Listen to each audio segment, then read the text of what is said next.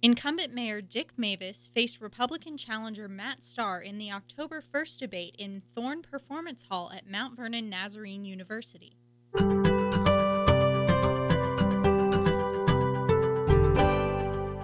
After opening statements, the two candidates immediately addressed a big issue in a lot of minds of people here in Mount Vernon, which is disciplinary issues in Mount Vernon city officials. There have been quite a few issues in the past 3 years, and the candidates showed a great difference in how they believe those issues should be dealt with.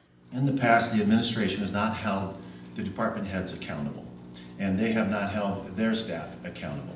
And what happens is you get organizational rift, and a house divided amongst itself will not stand. And there is no reason why we cannot go ahead and fire somebody if we already know there are workplace violations that justify that, and yet we wait until the criminal investigation is finished. There's no reason to do that. I'm not afraid to make that decision and hold people accountable. If this would have happened in the private sector, you could can them on the day it happened. But this is public sector. They have their rights. So before we do anything, we have to make our case. The other thing is, these are human beings we're dealing with. Yes, they work for the city. Maybe they made a mistake.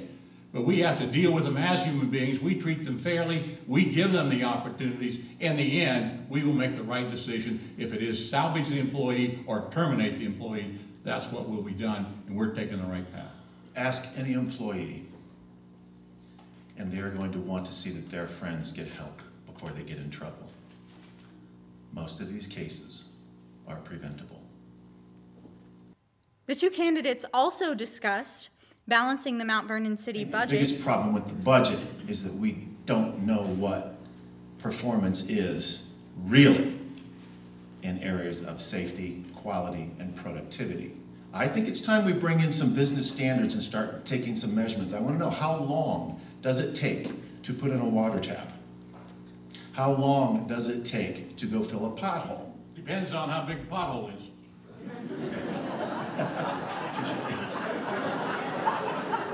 It depends on how deep the tap is. It's a difference between 4 feet and 6 feet and 8 feet. So we have to live and work and perform the level of service that all you are happy with the money we have. And of course, one of the largest issues in Mount Vernon, the war on the drug problem in the city. The drug problem has been plaguing our community for years, and we really have had a plan.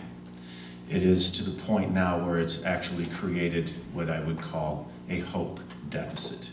It's 17-0, and this community is behind. We've let the drug epidemic get beyond us. And as I've told people, if you think hiring extra police are going to do it, that won't do it. But landlords are in the unique position to truly be the unsung heroes on our efforts to rid ourselves of the drug problem.